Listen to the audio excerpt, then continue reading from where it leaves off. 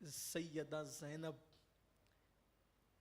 حضرت رباب کے ساتھ خیمے میں داخل ہوتی، حق کہتی حسین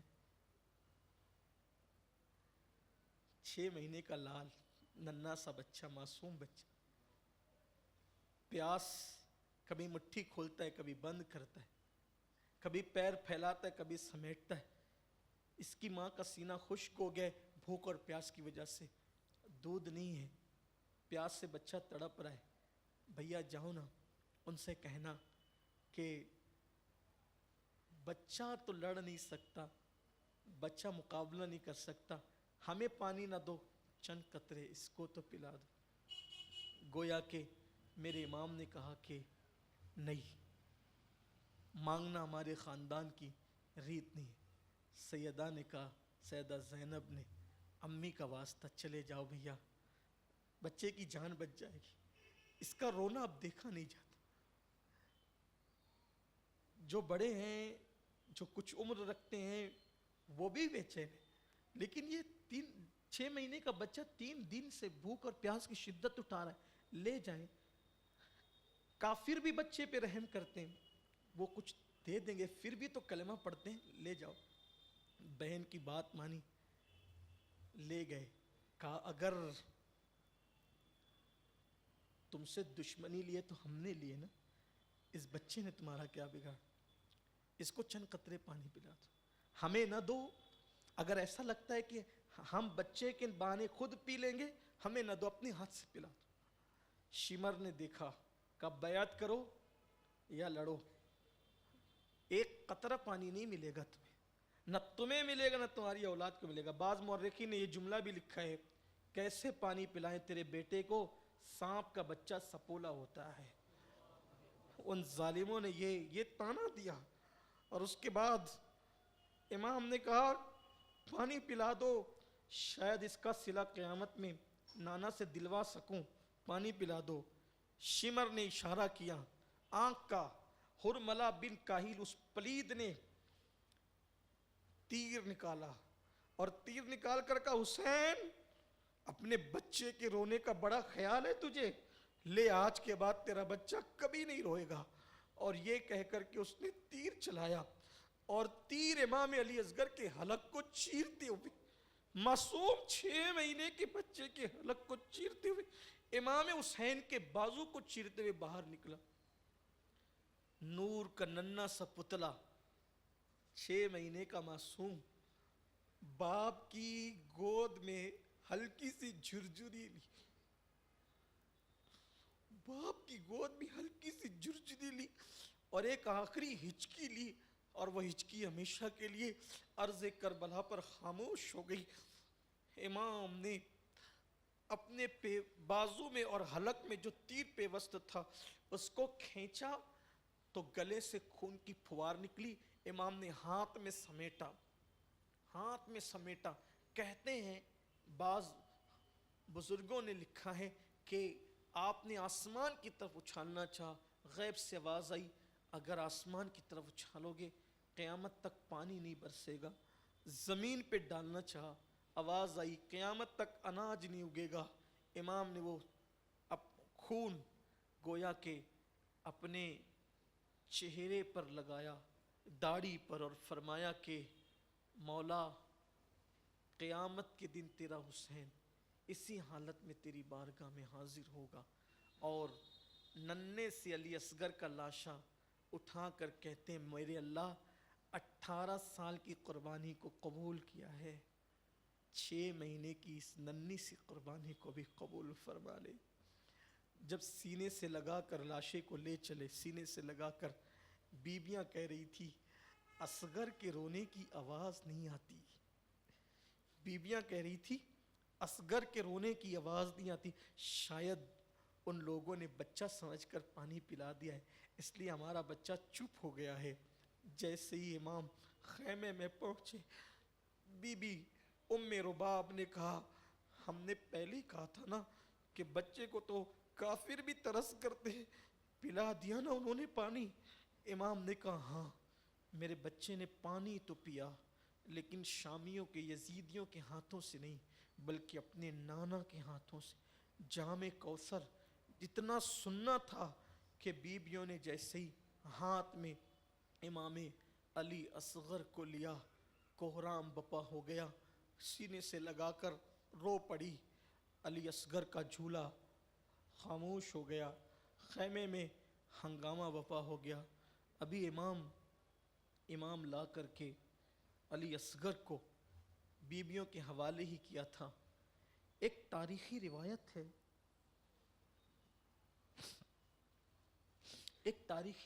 ہے، جو بڑی مشہور ہے۔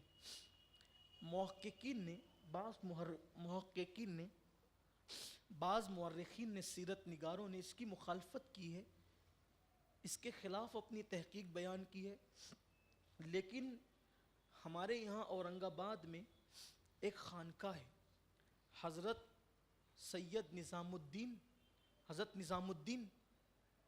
اورنگ آبادی کلیمی رحمت اللہ علیہ کی، ان کے خلیفہ ہیں حضرت فخر پاک، جن کا مزار بابا قطب الدین بختیار کاکی کے احاطے میں ہے۔ ان کی نسل میں جو مشائخ ہیں، انہوں نے کثرت سے اپنے خطبات میں اس کو بیان کیا ہے، جو میں بیان کرنے والا ہوں۔ ابھی جو بیان کرنے جا رہا ہوں یہ روایت، میں پہلے کہہ رہا ہوں کہ بعض محققین نے اس کا انکار کیا ہے، لیکن حضرت فخر پاک کی خاندان کے مشائخ جو بڑے علم والے تھے، انہوں نے اپنے خطبات میں اس کو بیان کیا ہے۔ تو میں صرف ناقل کی حیثیت سے، پتہ نہیں کس کی تحقیق صحیح ہے، میں تحقیق میں نہ الجھنا چاہتا ہوں نہ الجھانا چاہتا ہوں، لیکن صرف ناقل کی حیثیت سے حضرت فخر پاک کے ان نبیرہ اور شہزادوں کے حوالے سے یہ بات بیان کرنا چاہتا ہوں کہ ناقل کی حیثیت سے آپ خود ہی فیصلہ کریں، اگر آپ کو صحیح لگے تو قبول کر لیں، نہیں صحیح لگے تو چھوڑ دیں۔ اس لیے کہ کربلا کی بہت سی روایتوں میں محققین میں اختلاف ہیں، کیا بیان کریں کیا چھوڑیں، تو اس وجہ سے میں جہاں جہاں اختلافی بات آ رہی ہے وضاحت کر رہا ہوں کہ جس کو سمجھ میں قبول کرو، جس کو سمجھ میں چھوڑ دو، لیکن جو بات ہو رہی ہے وہ کسی نہ کسی کے حوالے سے ہو رہی ہے۔ امام علی اصغر کا لاشا بیبیوں کے حوالے کیا، حوالے کرنے کے بعد اب امام خود کربلا کے میدان میں جانا چاہتے ہیں۔ ایسے میں دیکھا کہ دور سے گرد اٹھتی ہوئی نظر آئی، ایسا لگا کہ کوئی آ رہا ہے، اور تھوڑی دیر میں کوئی آنے والا آیا تو امام نے کہا کہ کون ہو؟ کہا کہ امام میں مدینہ منورہ گیا تھا روضہ رسول کی حاضری کے لیے، اور وہاں پر میں حاضری کے لیے جاتا تھا تو میں دیکھتا تھا کہ ایک شہزادی پردہ نشین ہے، وہ آتی ہے اور روضہ رسول پر کھڑے ہو کر کے دیر تک روتی رہتی، اور رونے کے بعد پھر وہ چلی جاتی۔ کئی دن ایسے ہوا، ایک دن میں نے اس شہزادی کو روتے ہوئے دیکھا تو پوچھا کہ بی بی کون ہے آپ، کیوں روتی ہیں آپ؟ تو کہا کہ میں حسین ابن علی کی بیٹی ہوں، میرا نام فاطمہ صغرا ہے، اور میرے بابا کوفہ گئے ہوئے ہیں، جب وہ کوفہ جا رہے تھے تو میں بیمار تھی، اور مجھے بیماری کی وجہ سے ساتھ نہیں لے جا سکے۔ میں وضاحت کر چکا ہوں کہ اس پر گفتگو ہے، لیکن حضرت فخر پاک کے خاندان کے مشائخ کے حوالے سے بیان کر رہا ہوں۔ مجھے نہیں لے جا سکے، اور اب بڑی یاد آتی ہے، وہ کوفہ گئے ہوئے ہیں۔ تو میں نے کہا کہ میں بھی کوفہ کا ہی رہنے والا ہوں، اگر کوئی خدمت کر سکتا ہوں بی بی، تو میں جان گیا کہ آپ نواسی رسول ہیں، اگر کوئی خدمت کر سکتا ہوں تو بتائیں۔ تو کہیں ایک کام کریں، آپ کوفہ جا رہے ہیں تو میرا خط لیتے جائیں اور میرے بابا کو میرا خط پہنچا دیں، اور فی الحال میرے پاس دینے کے لیے کچھ نہیں ہے، لیکن اگر آپ یہ کام کر دیں گے تو میں قیامت کے دن اپنے نانا سے بہت کچھ دلواؤں گی، اور میرے بابا سے جب میری ملاقات ہوگی تو کچھ نہ کچھ انعام میں دلا دوں گی، اور وہاں آپ پہنچیں گے کوفہ تو وہ خود ہی بڑے سخی ہیں، تمہیں بہت نوازیں گے۔ میرے پاس اس وقت کچھ نہیں، اور ایک خط دیا اس بی بی نے، اور کچھ کھلونے دیے، کچھ کپڑے دیے، اور کہا کہ میرے بابا کو لے جانا، اور خط دی۔ امام نے خط کھولا تو مضامین الگ الگ بیان کیے گئے. امام نے خط کھولا تو یوں کہیے کہ شکایت ہی شکایت، شکوے ہی شکوے تھے. سلام میرے بابا جان. اس کا مفہوم اپنے الفاظ کے جامع پڑھ رہا ہوں کہ آپ نے تو کہا تھا نا کہ جب آپ کوفہ پہنچ جائیں گے تو بھیا علی اکبر کو بھیجیں گے، بھیا قاسم کو بھیجیں گے، مجھے بلا لیں گے. اور ابھی تک آپ لوگوں نے کوئی خط بھی نہیں بھیجا، کوئی آپ نے اطلاع بھی نہیں بھیجی. آپ لوگ ہیں کہاں؟ آپ لوگ کوئی اطلاع ہی نہیں کرتے، ناراض ہو گئے ہیں. اور اکبر تو آئے گا تو میں اس سے بہت ناراض ہو جاؤں گی. اور اس نے وعدہ وفا نہ کیا. اور بابا یہ چند کپڑے ہیں جو میں نے اپنے ہاتھوں سے علی اصغر کے لیے سل کر کے رکھے ہیں.